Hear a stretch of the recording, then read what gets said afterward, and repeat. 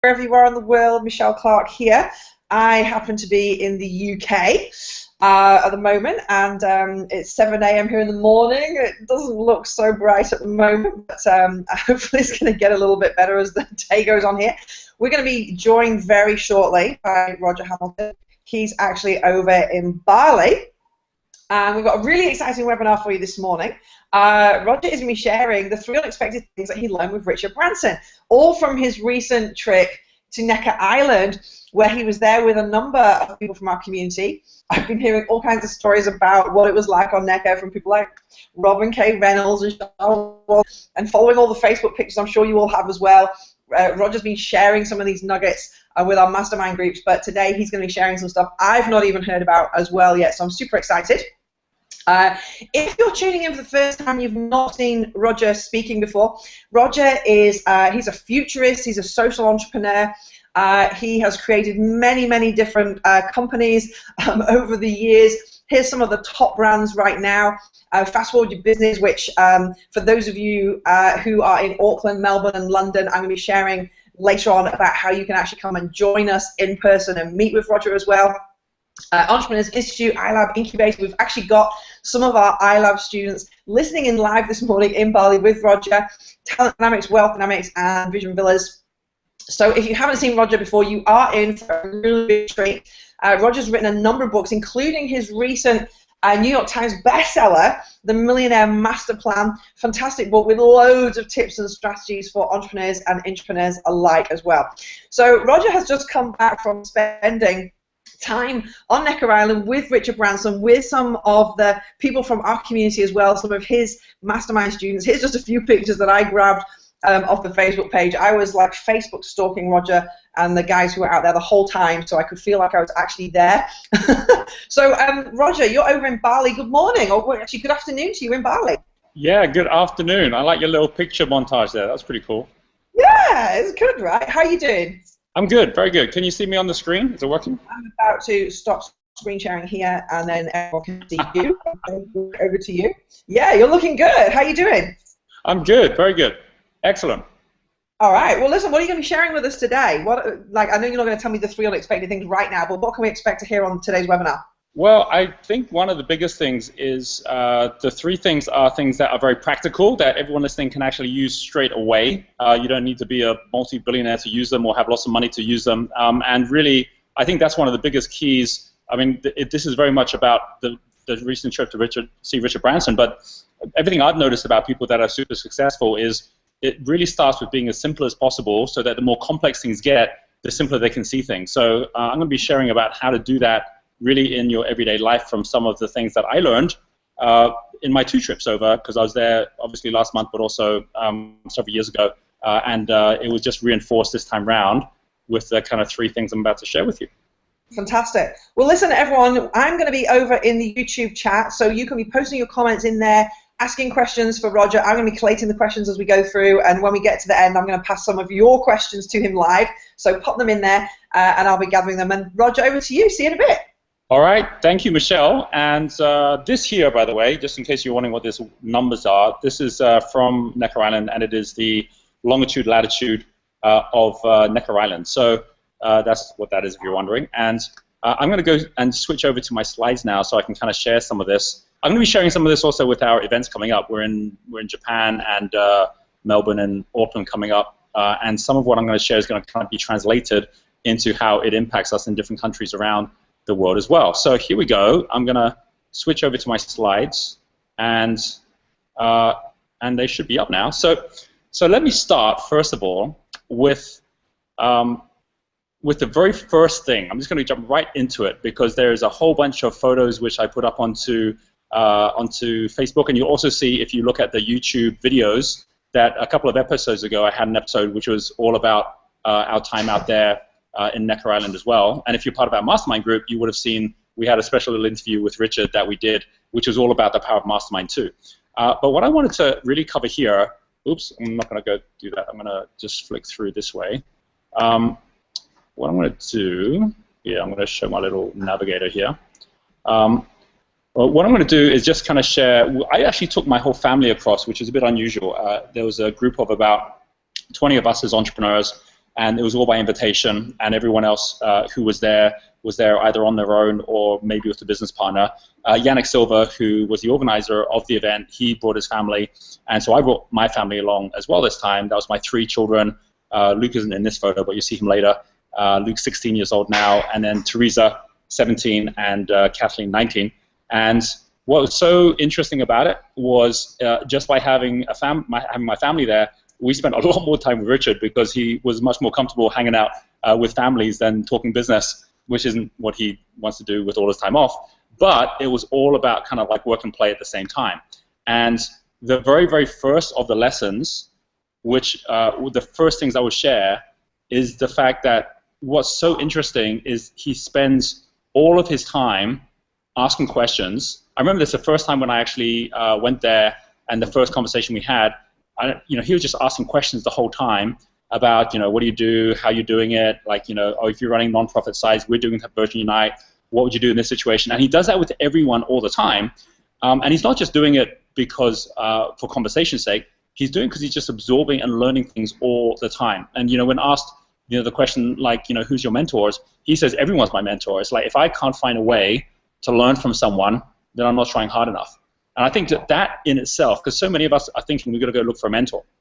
And having mentors who have been there before is one thing, but knowing that everyone has something to offer in some way, having to make it your job to figure out what their genius is, what it is they're looking for, is such a huge gift.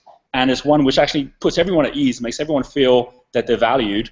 And I think we're all so busy nowadays that actually it's so easy for us to go through life not feeling we are valued, and to have people slow down and take the time to listen and to ask questions. That in itself was really amazing. So there's one thing, which is that whole thing about asking questions. And in one of the conversations we had, he was talking about the elders, which are a group including Nelson Mandela and Desmond Tutu and Jimmy Carter. He brought this group together, believing that there's all this wisdom from these world leaders, which once they retire, isn't utilized in the best way. What if we bring them all together into a group called the elders, and then countries and governments around the world that are in conflict, they could call on the elders to actually just give them some sage advice, which is such an awesome idea. And when he brought them all together to Necker Island, he found that all of them they were all the same. They were all asking questions. He actually said the way he judges a leader is the extent to which that person, the moment they start talking and sharing and having a conversation, the amount of questions they ask and the quality of their questions, and the balance of that to them basically presenting themselves as an expert. He says, look, if you've got a leader or someone comes up who shows that you have all the answers, they're not really a leader. They might be a specialist, they might be an expert, but they're not a leader. But someone who shows up and actually is interested in everybody and everything, well, that's the leader. And I thought that was really interesting. And think about it for yourself as well. Sometimes we show up in places thinking we need to have all the answers, and what he's really saying is you don't need to have the answers, you just need to have the questions. And so this one here, Life is the Lesson, is about the fact that he uses every single interaction as a way of learning, and he creates a laboratory around himself. So here is me with one of his giant turtles. There was one dinner where he was like about half an hour late or so, because he came for the lunches, dinners, and everything, and he was about half an hour late because one of the big tortoises, giant tortoises, had actually laid an egg and was sitting on the egg, incubating it, and it was really the very first time. He was actually saying even on Galapagos that they're having a trouble doing this, and this is the first time this has happened on Necker Island. So he was just sitting there by the side with this big tortoise, just experiencing this, right? So what he's done is turn Necker Island into a living laboratory, which is how can you conserve great tortoises? How can you conserve, these are his lemurs, right? Lemurs, like he's actually, it's pretty difficult to actually, be able to incubate them, look after them, but he's actually created this entire sanctuary. I think it's one of the biggest in the world for all these different types of lemurs. And he's got vets there, he's got all of the tools to figure out how to do things better. He's got everything going solar, so he's aiming, instead of trying to go out and just petition everyone to go to solar, what he's doing is he's turning Necker Island into an example that others can learn from. So the whole idea that life is a lesson, if you think about that from the point of view of not just are you asking questions all the time, but also are you turning your own business or your own life into a laboratory? Are you actually learning by doing? Like, so you're actually out there all the time figuring out what are you learning from it and judging every day the success of the day largely by what you learned, what you did to improve yourself. And I think that one is like a super, and again, it's not like we don't all do this. We all do it. It's just that he does it to the nth degree. And that's one thing I learned is like, I think, well, I learn all the time, but the way that he was doing it made me think, okay, I can actually change the way I'm doing it too. And by the way, but at the end of these 3 lessons, each one, I'm going to share with you things that I'm actually now doing differently as a result of this learning, and things that I think you can do differently as well.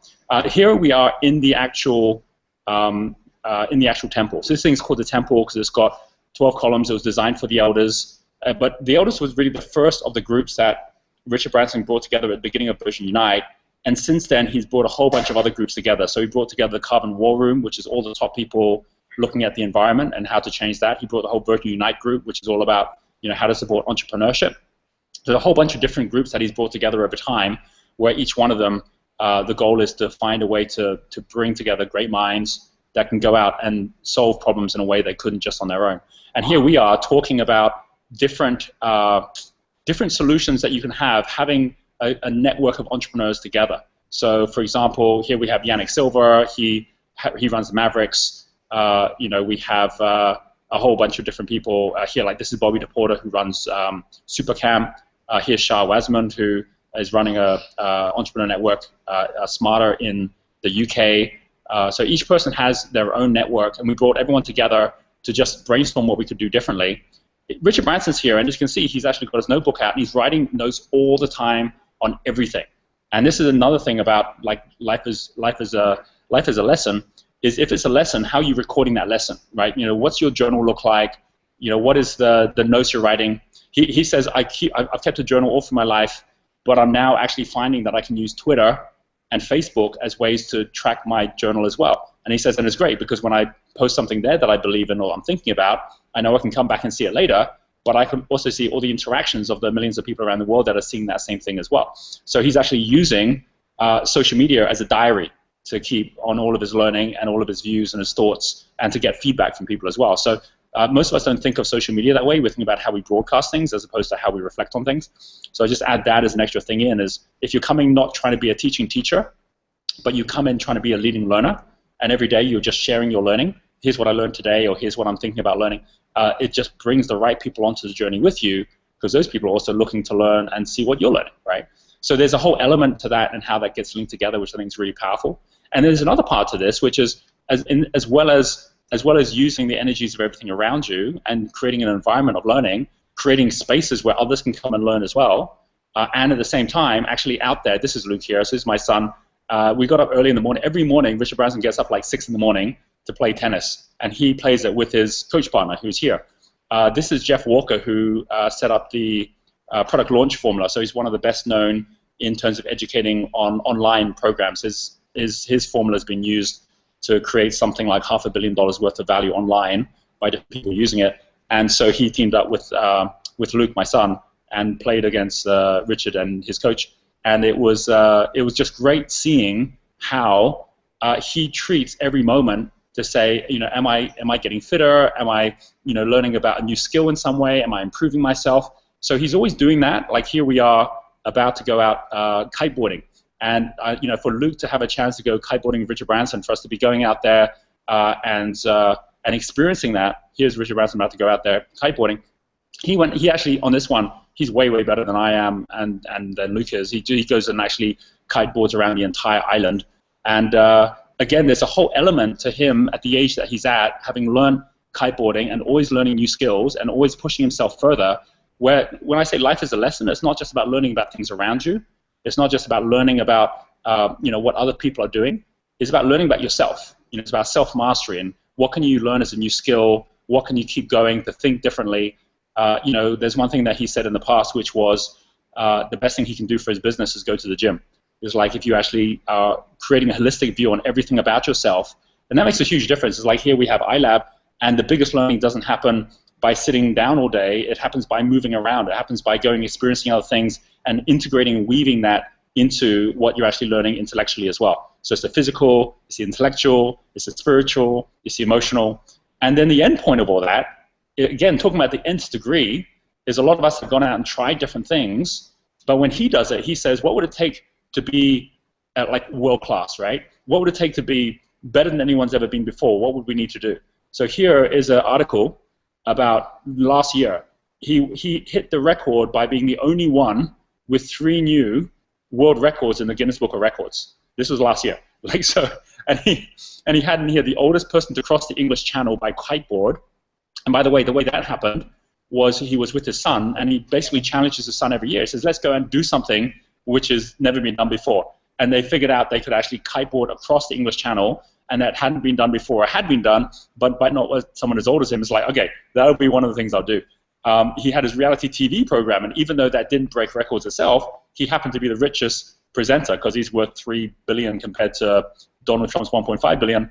And the third thing was he had the most followers on LinkedIn. He had like 1 million followers. So it's 3 totally separate things that he ended up hitting the world record for. And you can see there's a whole bunch of things all the way back to 1986, before he was a billionaire, where he already was out there stretching himself to see what was possible. And of course, a lot of this has become part of his character and his persona, the fact that he's always stretching himself to the next level as well. So I bring all that in because this is all about learning by doing. It's not learning from books. I want to come on to that in the second one as well, because there's some really key things that happen there. But one of the things that was really interesting, talking about what the things that I'm taking away from this is my son Luke, and he had his IB project, which to come up with some way of learning at school where his interest was that he'd been on a couple of trips with us where I'd been teaching about beauty, about the golden ratio. You know, we'd gone off to Florence, we'd been to see David and the Mona Lisa in France, and we'd been to see the pyramids in Giza, and I'd been sharing with my family how all of this was based on principles on architecture, the golden proportions, golden ratio. And he's like, why don't most kids know about this? And when they are taught about it, they're taught about it like in maths is one thing or in art is another thing. There must be a different way here. So he made his project about building a bunch of blocks that were all designed in the golden ratio. And they're called the Fibonacci blocks, so they're based on the Fibonacci series.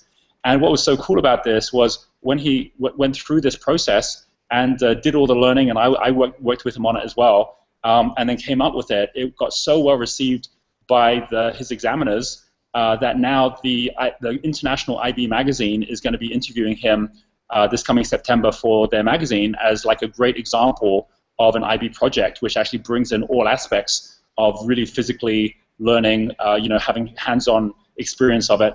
And for me, this is what it's about. It's about how do you actually start getting into learning by doing projects. And in this case, this isn't even something to do with business, but now it is, because he's now going to do a Kickstarter campaign. He's already got lots of orders from people that want to buy it. He set up a website to buy it, to sell it. And so this is like a perfect example. And by the way, this block, all of this, reason this is here, this is in the temple in Necker Island, is that Luke brought one of these sets along to show Richard Branson. It's ended up becoming a gift, which is now in the temple, so it's still there today, that we left it there. And who knows who might be playing with this in the future. So one thing is what you can do with your family to just bring this whole concept of learning by doing it with the family. And that's one thing that we're going to do more and more of. Second thing is we also have our groups that come to Vision Villas. So what Richard Branson has in Necker is like a learning resort. And within Entrepreneur Resorts, starting with our one in Bali, the whole idea is how do we also create that learning environment where you're having fun, where you're getting connected to others. And that's something that really we're so committed to extending now. And we'll be having a series of resorts now outside of Bali in other parts of the world as a result of the kind of inspiration from these visitors going off to Necker Island and seeing what Richard Branson is doing. And this also links in with iLab, which is where I am right now with our current group. And we're running these all through the year. And so on the one hand, if people actually, just like I went to Necker Island, if people come to Bali, they can have that kind of experience. Well, there's another element, which is a part which for me is super exciting, which is turning that learning into a business, right? So we have, like you mentioned, the book that came out last year. We came off the back of that and said, well, what can we do for free? And we came up with the whole idea of Genius U. We only launched that last year. We've now got over 300,000 people on Genius U, self-directed in their learning. I know a lot of people listening on this call, you've gone on, you've tried that, but it's also about how we extend and grow that. So Genius U was modeled after some really great online programs out there, not for entrepreneurs, but for other things like skills. Lynda.com was an example, and Lynda.com just sold to LinkedIn this last month for $1.5 billion. So we know online learning is a big, fast-growing industry. But even in 1 year, the changes that have happened, like, we designed all this for like the iPhone 4 and everything's moved on from there. So everyone who's listening in here, you'll see, I mean, if you're watching this in a couple of months' time, you'll see all the changes already. But even now, we're constantly learning and seeing what people are saying, what their feedback is. So here's like a little sneak peek of our new design that's coming up for our Genius U, where basically people can actually click on the little icons, they can get to the menu really easily, go try learning missions on different things to be a good entrepreneur, connect up with all their Twitter feeds and things on here as well, look at the latest news, look at their rankings, and when you're actually doing a mission, you're clicking on a particular mission, like this one we have with Jack Canfield, you know, very simple, clean steps. You can go find the right one real easily, and it's all video-based. So really, it's like, again, what can we do to make like learning something which has just become such a habit every day for every entrepreneur? And that really, for me, is one of the big things that came out of it. So as you know, talking about like, you know, life being a learning, everything we do already based on the Lighthouse, based on the Wealth Dynamic Square, is what we each need to be learning is a little bit different, right? It's like someone who's a trader or an accumulator like Warren Buffett will be spending his time differently from someone like a Richard Branson or a Bill Gates. And so everything that everyone listening to this, don't think that just because someone like Richard Branson spends all his time going out creating these environments where he's learning about the environment, that means you need to do that too, because your purpose might be a different one. Or the way he goes about sketching or puts his journals together, you might do it a different way. So it's about what suits you rather than following what he's doing or what I'm doing, what suits you, but the principles are still the same.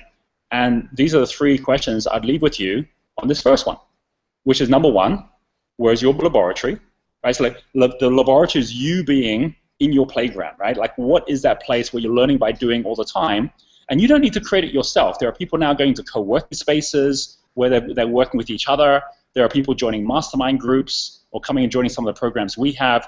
But you've got to identify where's that laboratory where when you go into it, you can't help but learn. And the second one is who are you learning from? Because learning isn't something you just do on your own. As Richard Branson, he surrounds himself all the time with new people with different points of view, and he absorbs all of it without trying to teach, right? So this who are you learning from is so important as part of this too. And the third one, how are you passing it on? You know, it's like if I was not doing this webcast today, I would take that information and learning that I'd had, and then I'd be kind of like keeping it private, when the best thing to do with it is passing it on. And I can tell you, just by putting these slides together to articulate what I learned, allows me, by knowing I have to pass it on, to have to think much harder, what did I actually learn? So whenever you're going on any program or you go through any week in your life, rather than just say, right, what did I learn, and just absorb it for yourself, say, if I had to teach someone else what I just learned, how would I teach it? What would I say was important about what I heard? And always be listening in such a way that you're passing it on as well. Okay, I'm going to go through the second one pretty quickly because halfway through this, I'm going to pause and give you a chance to come in, Michelle, and ask any questions and make any comments you like. But I do want to come on to the second one, where the second one is this one here, which links to the first one. Number two is see the patterns. You know, one of the questions which we had a Q&A with Richard, and one of the questions that came up was, do you believe in gut feel? And what he said was, I know I use my gut, but I wouldn't call it gut feel. I'd probably call it intuition, but I wouldn't even call it intuition. I call it like informed intuition. I'll ask enough questions and I'll see enough of a pattern that once I can see the pattern, then it's just instinctive to know what to do next. But if I don't have the pattern yet, then I'll ask more questions first. So there's an element to this which is likening, you know, entrepreneurship to music more than reading a book. It's not about what the steps are. It's about, do you know where you are in the tune, or do you know where you are in the orchestra, or like a sports game, right? It's like in a game of football. You know, are you already doing unconscious mastery by having played it enough times that if someone throws you the ball, you know exactly what to do with it? So entrepreneurship is very much like that. It's about practice, practice, practice, but you're not practicing to get the same set moves. You're practicing so that you get to know how you operate and what the different impacts are of putting certain triggers within your business, right? So this is a test and measure all the time, and he's like a master at that, right? So as an example, here we have Virgin Unite who came in, and Virgin Unite was sharing about some of the things they wanted to do, which was to go out there and impact entrepreneurship, and we were also sharing some of the ideas that we had, and Richard was listening to a number of these different ideas, and you could see that he got more excited about some than others. And I shared one idea, which was part of a program that Yannick Silva is creating called Vision 2020, which is, can we come up with 20 different missions that can actually go out and impact the world over the next 20 years?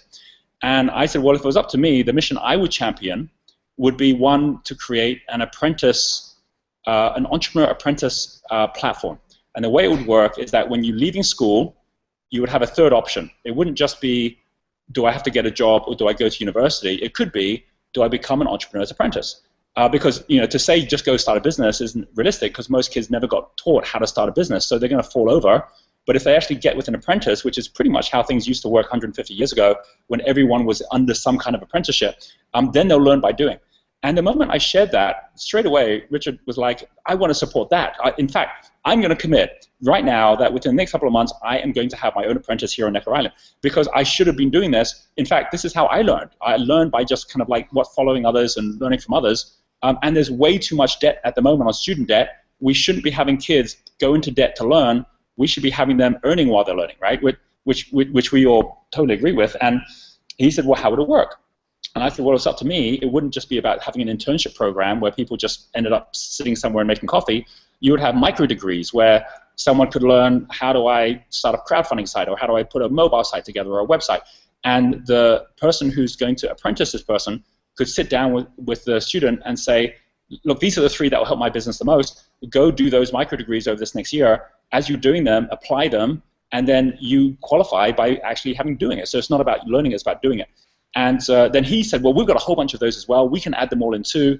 And we just, straight away, by him seeing a pattern and a missing jigsaw piece to what he was doing, he got the whole Version Unite team excited about it as well. Straight off the back of that, I mean, he moved so quickly, he then got the head of Version Unite, Gene, connected with me by email. We now have got a presentation next week where we're talking through the process that they're going to then present to the Version board to bring this whole program into Version Unite and to impact entrepreneurs all over the world. And so he moves very quickly when he gets something that fits with his pattern of what he sees, and he'll also, not spend time on the things that he doesn't see the pattern on yet. He'll just keep on asking more questions. So a lot of us, we act first and then we think later. But by actually saying, like, the pattern's the most important thing. How much am I seeing that pattern? That can really change everything. So that's one thing, which is seeing the pattern when it comes to what you already see. This is the team, this is a group that we brought together for that day. I had to show this is a slightly different one. We did a great race all around Necker. This is half the hot tub. This is the bar over here. You can see everyone's all squashed in here. Here's Richard right here between my 2 daughters and having a chat over here. So he immerses himself wherever there's a crowd, and he just gets right down and just starts asking questions and getting conversation. And that's what he thrives on, because even though he's more of an introvert than an extrovert, it's that constant flow of ideas and thinking which really stimulates him. And I think that for a lot of us, we're so busy trying to do things ourselves, to put ourselves in that environment can make all the difference, right? But I want to go further than that, right? This is the most important thing. You go one step further than that, and when we went over from Necker Island to a place called Mosquito, which is an island close by, which is where Rich is now moving with his family. So he's actually moving off Necker Island after, 30 years, and he's got this whole new island where he's made his own house.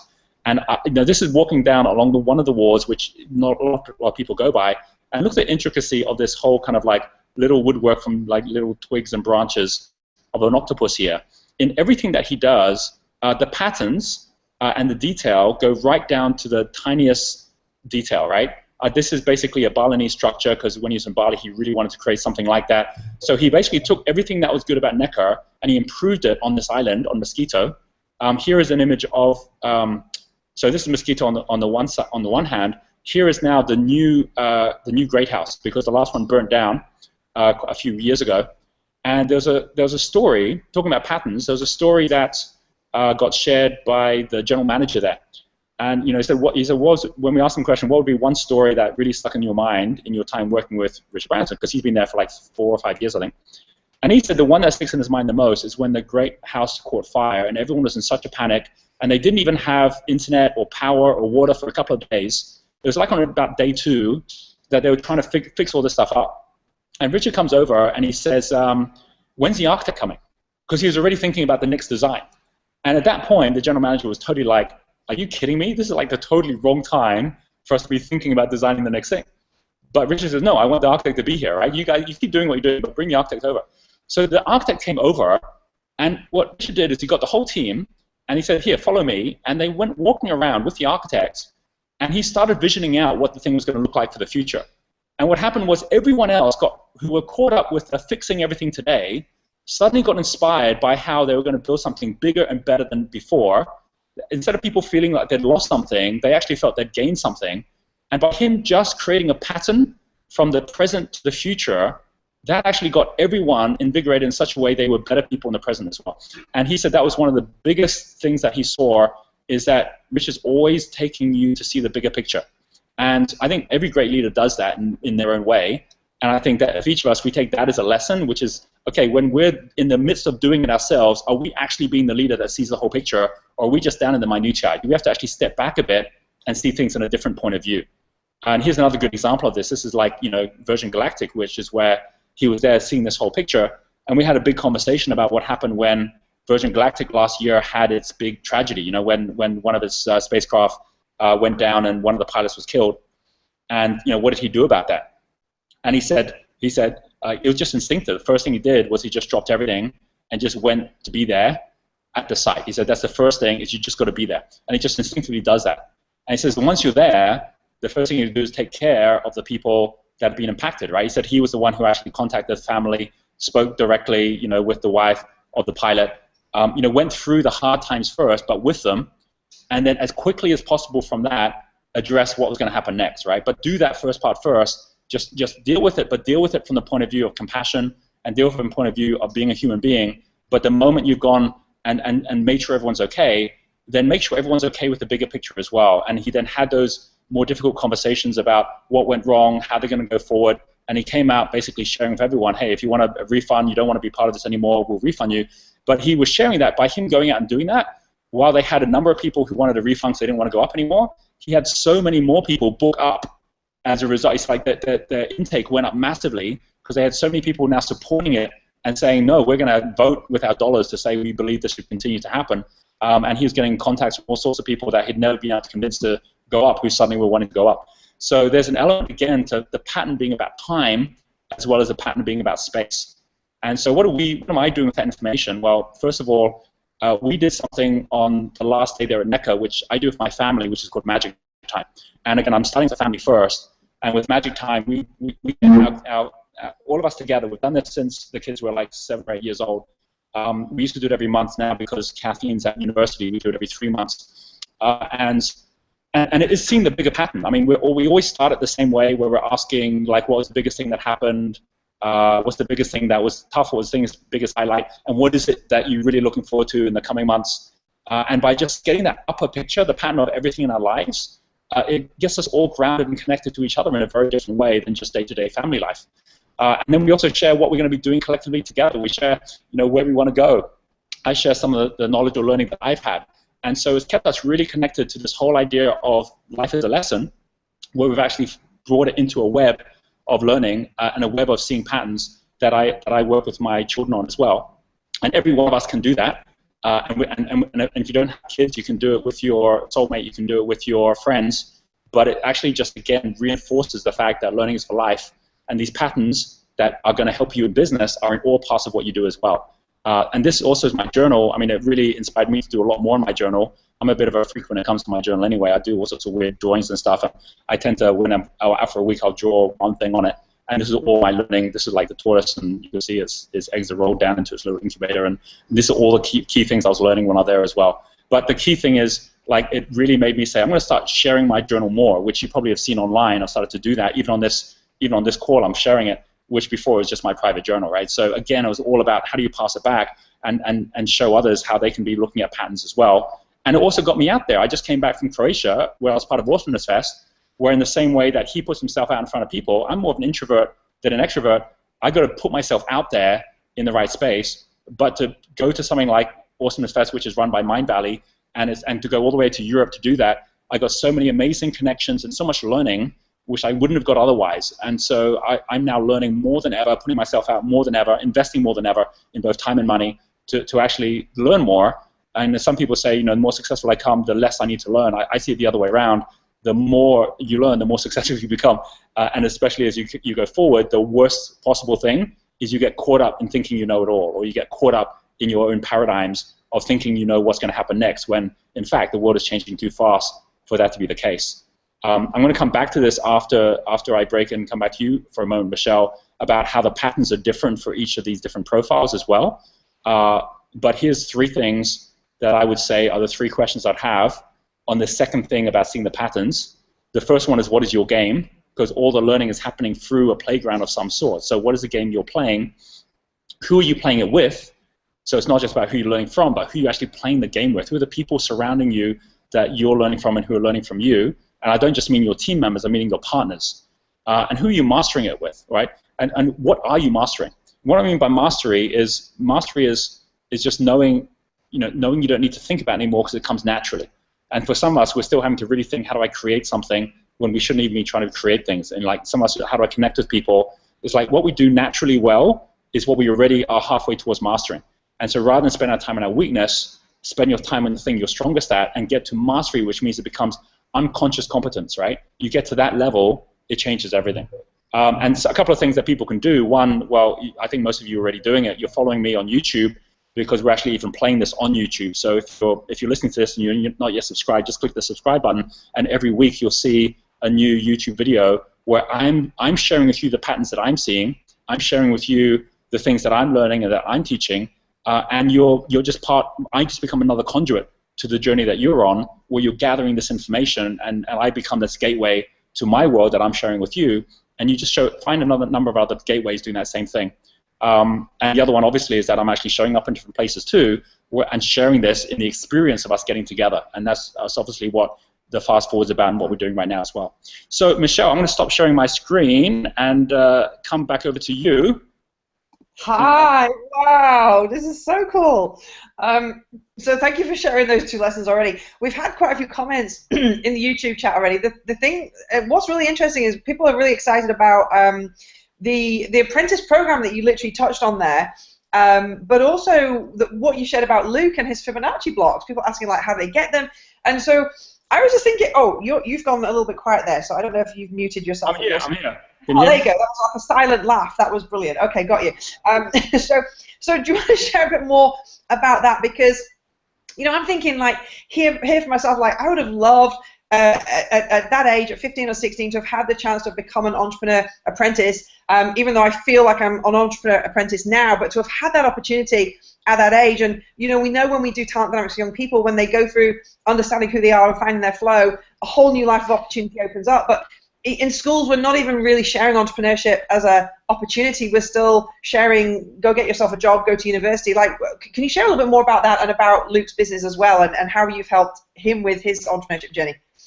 Yeah, sure. What happened around that was that, first of all, we came up with the idea. Luke came up with the idea, and we said, okay, why has no one done this before? And I shared with him something called the Frugal blocks, which actually is something that had happened before. Here's a link, by the way. I'm putting it into. So if anyone wants to order it, Luke's. These are actually designed by craftsmen in Bali as well. So he actually went out, found the people that could actually make these, put it all together. And if I share my screen with you in a moment, I won't spend a lot of time on this, but I'll give him a bit of play on this because it is pretty awesome what he put together. But what I'll do is I'll just show I think he's got instructions and things. Where is it? There's a booklet they put together as well. I'm not sure if I've got it here. Oh, I do. Okay, cool. Here it is. Okay, so you can't see my screen yet, can you? Hang on a second. Let me just pull it up. All right, so what he put together here, which is kind of groovy, is, I'll share my screen. Okay, I'll share my entire screen, so it might look a bit messy for a moment. But okay, you got it? Okay, so here's the website, by the way, FibonacciBlocks.com, and you can see here, he's actually put this whole thing together.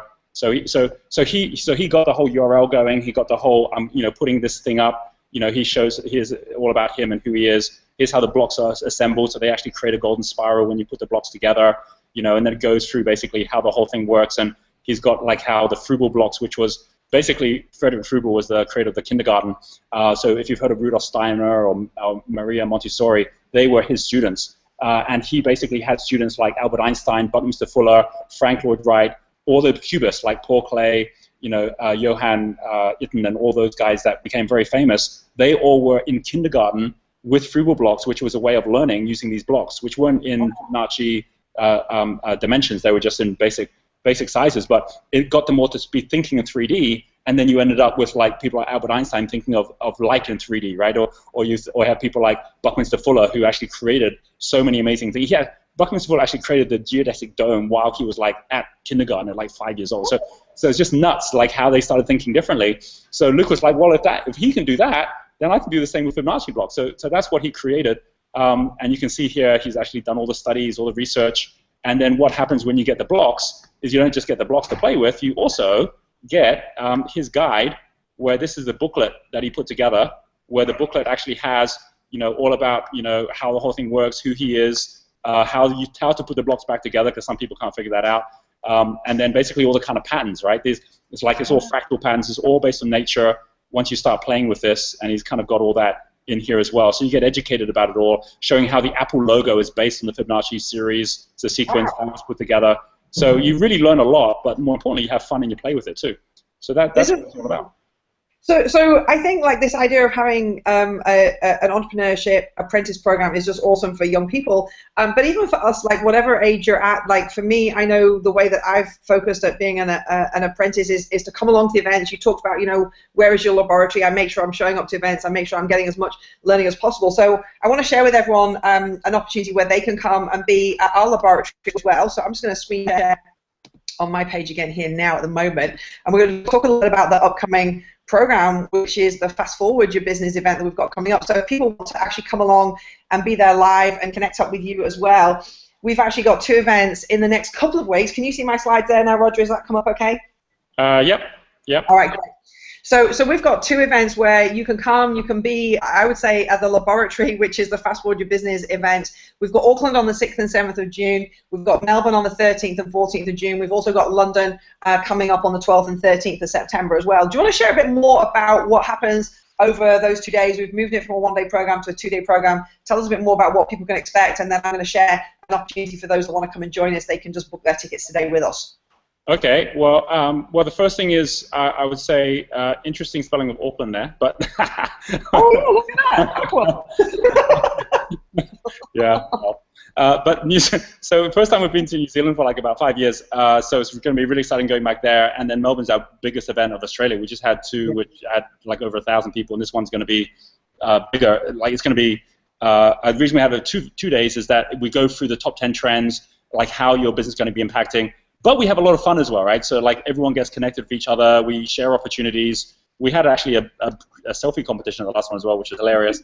But the key thing out of it is that if you're in business or if you're looking to start a business and you're wondering, am I going to get left behind by all the changes going on in technology and so on, this one is basically it's a really practical way of pretty much doing everything we're talking about here, which is creating the right peer group, the right laboratory, the right way to make sure that you're constantly learning and ahead of things. Because I can tell you, we didn't learn to think this way at school. It wasn't learning by doing. It was much more learning by rote or learning by books. And so we have to retrain our thinking to be as curious as the kids are today in the way that they go about doing that. And the only way to do that is to get out there and play. So that's really what this is about, actually getting back in and getting, sleeves rolled up and like saying, well, how would you go about redesigning your business if you knew you could, if you knew you couldn't fail? What would it look like? Where would you want to be 5, 10 years from now? And what we have out of it is massive breakthroughs. That's why I love doing it. We've done it for 5 years now, and it's just grown bigger and bigger each year. So if you can make those ones, definitely come.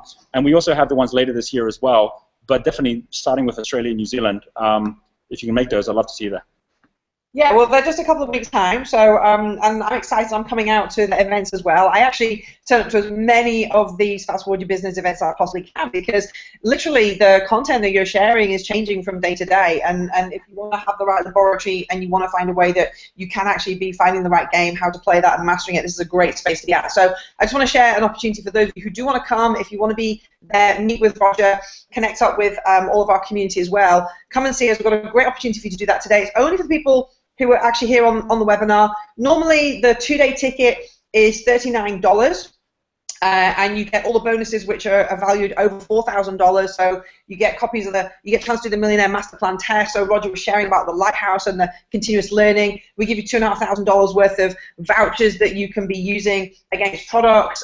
You get the entry into the Genius U University that we were talking about, and all of these other the 12 months of Genius guides as well. Now, normally, as I said, the ticket's $39, but if you want to book up today and come to either Auckland or Melbourne or indeed the London event, you'll see that on the link when you click through as well. The first 40 people who want to do that today, we're going to give you 2 tickets for the price of 1, so you can come, you can bring a guest with you as well, all for just $39 for the whole 2-day event. It's really awesome, and there's the link there, and the team are just going to be posting that in the YouTube channel, so if you can't see that on my slides or you can't get to that, we're going to post that for you, and we'll also drop that in an email to you after this call with a recording of the webinar as well. So hopefully get to see you in a couple of weeks' time. You can see Roger live, and I can meet up and connect with you as well. So, but Roger, I'm going to pass back to you so we can get on with lesson 3 as well, and we'll just post that for everyone in the meantime in the chat box. Awesome. Okay. All right. Thanks, guys. And yeah, definitely, if you can make that, it's going to be a fan. I love the events because I get to learn a huge amount as well. Obviously, that's a large part of what I'm about, and I get to learn from you. So that brings us on to the third of our little bite-sized pieces here, which for me is the favorite, and I'm going to tell you why it's the favorite. So this third, number 3, is be the joker. So you got number 1, you got, okay, so like, you know, life is all about the learning, right? So life is a lesson. You know, number 2 is all about seeing the patterns. But what do you do once you see the patterns, right? So being the joker actually means literally being the joker. I mean, like, what's so interesting about Richard Branson is he is constantly just having fun. I actually did, if you go back to the video, which I know some of you have watched, the video that I took when I was actually on Necker, I was actually doing the video when he pushed me in the pool, where he kind of pushed my son in and then he grabbed me and I went in as well, and somehow, I don't know how, I managed to like drop my phone outside without it going in. But it's this what he does all the time, and he doesn't do it for show or for PR. He does it just to have fun, right? And he's always dressing up. He's always like, there's dress-up parties all the time. There's this actual room at Necker which is just full of dress-up clothes, right? So he's always prepared no matter what. And it's where he actually winds down the most is when he's not taking himself seriously, when he's just having fun. And there's an element to that which I think is so important, because on the one hand, when you are having fun, it makes you approachable. I think some of us take life so seriously, and like with our kids and so on, we were just having fun the whole time round. And it really struck me, you know, the times when I have enjoyed my life the most generally are not the times I've been most miserable, right? But the times sometimes when you're in business and you let business get you down, or you let the lack of sales or the inability to do something or to get you miserable, when in fact if you just said at that point, because it's a choice you make, I'm just going to have some fun with this, or the fact that if something actually feels like hard work, or if it feels tough, or if then maybe that's a clue already, it's time to change something, right? So there's nothing wrong with applying yourself. There's nothing wrong with being your best. But if you're actually already down on yourself, you're not going to be your best. So how do you redesign that and reshape that in a different way? I love this quote that he has: try to keep bureaucracy to a minimum and remind your teams that business as well as life should be fun. And then you say, okay, so where does all the numbers and all the detail come into it? You know, there's 2 things he shared which I thought was so interesting. When it's like, well, how do you decide what kind of businesses you get into, or when is the right time to get out of the business? What he said was, he said, I never look at the numbers, right? I mean, I will always have an accountant there to tell me, is there more coming in than going out? But as long as there's more coming in and going out, I'm okay with that. But what I'm focused on more than anything is, are we delivering an experience to the customer which allows us to be world-class?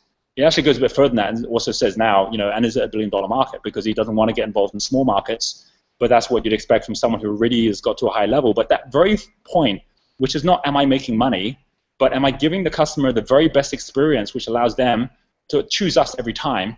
And he's built a brand around that with Virgin. You know, are you building a brand around something where you're giving whoever your customer is such an experience? Why would they go anywhere else? Because for some of us, we're so busy chasing and trying to build our business that we sometimes forget that part of it. And so that it's just so simple. It's the one thing he focuses at. It's the pattern he sees. Is the customer happy? And if not, what can we do to make them happy? And as long as he's always focusing at that, and as long as things are positive, things are always going to be able to get better, and he ends up becoming worth $3 billion. And his whole thinking is as simple as that, no matter if he's talking about a massive company or where he was at the very, very beginning.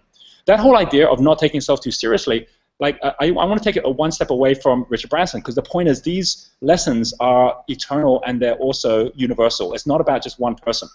I watched an article recently on a video, which was on Elon Musk, when he did the presentation for Tesla's new home battery. So if you haven't seen it yet, go have a look at that video. Maybe Suraj or Shaman can actually post the link to watch that video. But it's an amazing press talk that he gave last month. And what's so funny about it was how funny he was in the talk. I mean, here he is talking about transforming the world through having batteries in the house that allow you to store solar energy, which means you don't have to be on the grid anymore. But he's like just joking about it and saying, well, it's kind of handy that we have this massive solar reactor in the sky called the sun. And he's like just pointing out the absolute obvious about what's around us, but then he's actually backing it up with action as well. But he's another example of someone who doesn't take himself too seriously and is always poking fun at things around him. And while he might be more intense than someone like Richard Branson, he has the same ethos in business, which is if it's not fun, if you're not engaged, you're not going to stick around during the tough times. So that, I think, is one of the most important things. I pulled out my NECA notes from from 2 years earlier, right? So so same thing 2 years earlier. I wrote this down at that point. This was before Nelson Mandela passed away, right? So the whole 24902 campaign, which were the numbers on Nelson Mandela's jail cell, was alive and growing real strong at that point. But I put this up here because I went back. I always review my notes as well. And when I went back, there was this quote over here, the one that says, first of all, this one here says, these are the good old days. Don't wait till later to look back at the fact that these are the good old days, but we're actually in the good old days right now, right? This is it, right? And this whole thing here, getting results doesn't take time. It's not getting results that takes all the time, right? This whole thing that, like, it's not about having to work hard that gets results. It's about saying, am I getting the results? And how can I get the results in a way that I can have fun while I'm doing it? And if I'm not getting the results, well, that's going to take a whole lot longer to just get to the point where I'm getting them. So why don't I just make sure I'm getting the results first, right? And that means knowing what you're even measuring your success on, right? How would you even know you're successful? I'm not just talking about what money success. I'm talking about your lifestyle. I'm talking about the people around you. I'm talking about your level of happiness, right? If you actually say, what's that tick box look like a year from now? And then actually say, well, let me just go for that. Because we're all overachievers, and so what that means is what you wanted to do in the year, if things go well, you might forget that, and halfway through the year, you then set new goals, which are as unattainable as the ones you thought. But if you actually see yourself getting to those goals you set, then be good with that. Congratulate yourself for it. Have fun over it, and then you can move forward from there. But there's another part to being the joker, which is the kind of part I want to finish on here. And it comes back to the fact that every one of these different profiles has got a different way in which they see life as a lesson, because they're looking at life differently, because their brain is working differently. If you're more on the extrovert side, you'll be getting life lessons through the people you talk to more. If you're at the dynamo side, you'll be getting life lessons by testing out different products and different ideas with people. If you're on the steel side, you'll be having lessons much more around the testing and measuring on things. And if you're on the tempo side, you'll be having lessons much more on what's the impact on things around you and on your present state, on the people around you, and you'll be spotting things differently as a result. And if you want to get all these lessons, get a team together where you're sharing your learning with that team all the time as well. The only way that can happen is you don't get with a team and spend all your time blaring out your radio station, because we each have a different radio station. And we've all been in those rooms where you've got 5 different people playing music at the same time and you can't hear any of the music. So how do you get past that is you be the joker. So the joker is not the one playing the music. The joker is the one listening to all the music, right? And what I mean by that is this. If we get actually to a couple of slides I wanted to share, which is about patterns again. This is about a fifth element, which isn't about the square, which is at the bottom. It's the fifth element, which has been known in the West as ether, or is what Aristotle called the fifth element. Quintessentia is quintessence, which is fifth element. And where he's talking about how this connects up all of it, right? It's like the electricity that lights everything up. And this is actually, you can take that same blue thing here and see that it fits in with basically our 5 planets, which were the 5 flowing things that we see in the days of the week with the sun and the moon for the 7 days. And where Mercury was basically like the alchemy symbol, because that was like the flow. And if you take each of these, they all link in to the 5 elements that we use within wealth dynamics. So wood is about growing, so those people there are really good at being able to learn how to grow, and they master how to grow things. Fire is about glowing, and they master how to glow things. Earth is about slowing, and they master how to slow things down. Metal is about knowing, and they master the knowledge side. Well, water is about flow. So if you want to really master flow, if you want to see all the patterns in flow, you have to come from the water energy, which is about the spirit energy. And again, this goes right down to Chinese medicine. There's the same 5 elements which actually make up our intuitive thinking about the body. So I'm bringing in all the things I talked about early about knowing yourself, about knowing flow happens everywhere. It links also to how communities are set up. Confucius had a whole basis of these 5 elements as well. It links up to the 5 vowels that we have within our alphabet, and it also links up with a pack of cards. And it's really interesting because in a pack of cards, we know if you're playing a game of cards, you might have the clubs, which is the clubs is very similar to the spring energy, right? It's like the clubs or the head in the clouds is like the symbol of the tree, right? Or you might be the spades, which is the earth energy, right? Which is the symbol of the spade. You could be the hearts, which is the fire energy, which is obviously the symbol of people, and you've got diamonds, which is symbol of structure, which is the metal energy. And you might be really good at any one of those or have teams around those as well. But one thing trumps all of them, and that's a joker. So when I say be the joker, but the reason Richard Branson isn't trying to push his agenda on anybody. Like even when he has a team, he doesn't say, this is what I want you to do. He says, what do you think you can do? Is that he's just being the joker. He's being able to kind of like come from a place where he's neutral, but he's listening. And whenever he needs to play the cards, he'll trump everything, right? And that, I think, is the most powerful part to this, is that most of us, we think we're holding on to an ace of clubs, or we think we're holding on to king of diamonds, and there's all this anxiety, am I going to win the game or not? But you have a set of jokers, you can't lose no matter what. And that just comes from being in that space where you're saying, whatever happens, I can connect with this suit. I can connect with this card. And the moment you come from that place where you can connect with each person, no matter what their genius is, and you can see the genius in them and bring out the genius in them, then you're on the right track. So that's what I see as the final part of this. There's a hero's journey, which is something that Joseph Campbell talks about, which also has the 5 steps. And this is when we link it onto time.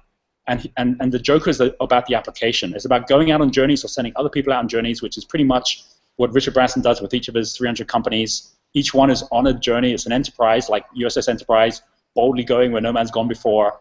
But he's basically the one that can keep on bringing it back to reality to say, this is what this means to us. This is what we can do with this information. And he's always making that connection between head in the clouds and into the ground, which I think is so powerful.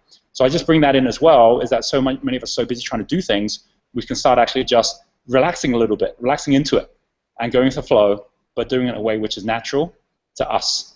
So Be the Joker is all about these 3 questions. Where do you have the most fun?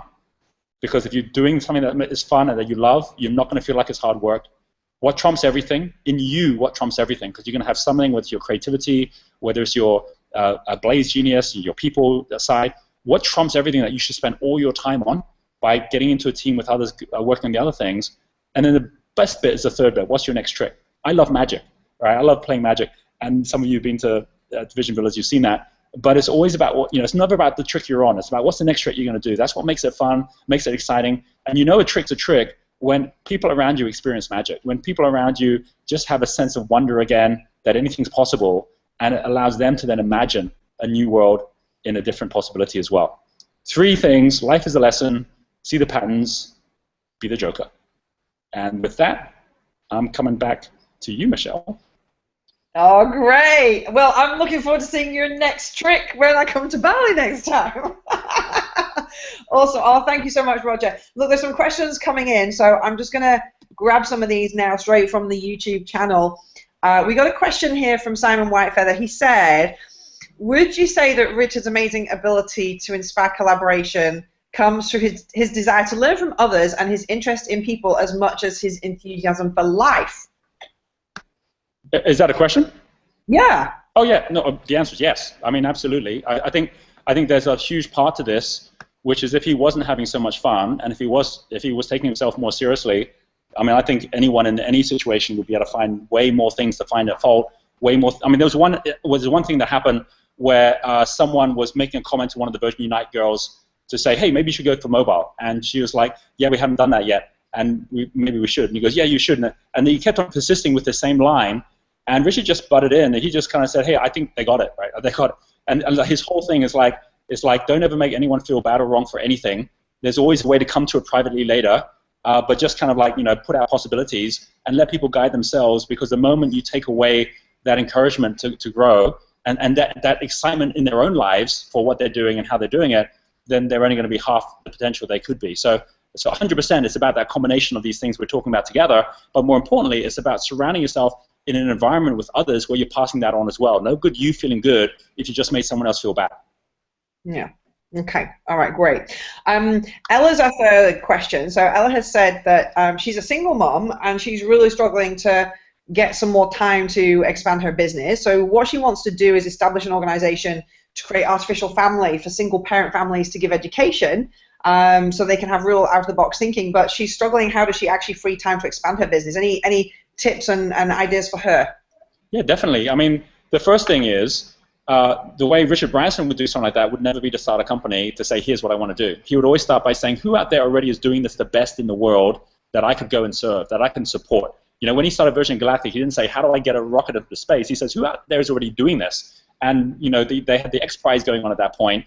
And when Peter Diamandis came to him and said, do you want to fund the X Prize? He goes, oh, I don't want to fund it, but I will be there to congratulate whoever's the winner. And sure enough, when Burt Rutan won it, and he actually proved he could get a ship up into space, that was enough for Richard Branson to say, hey, come on board, and that's where Virgin Galactic started. He didn't start it until he had the people that already knew how, and he went to find those people because they're already out there. So that was with something like getting people to space. When it comes to helping single parents, I can tell you there's some amazing organizations out there. Start by getting into the flow, by going and serving them, and then once you're in there, you're in now a place where you can then learn, you can create more flow from there. You might end up still coming back to your own idea of how you do it differently from others, but at least you're doing it from a place of flow and a place of service where today you can already feel great you did something for those single parents because you already were working with an organization that was already supporting those parents, as opposed to another day trying to figure out how to do it on your own, which is never the way to go about doing things. So that's what I would say.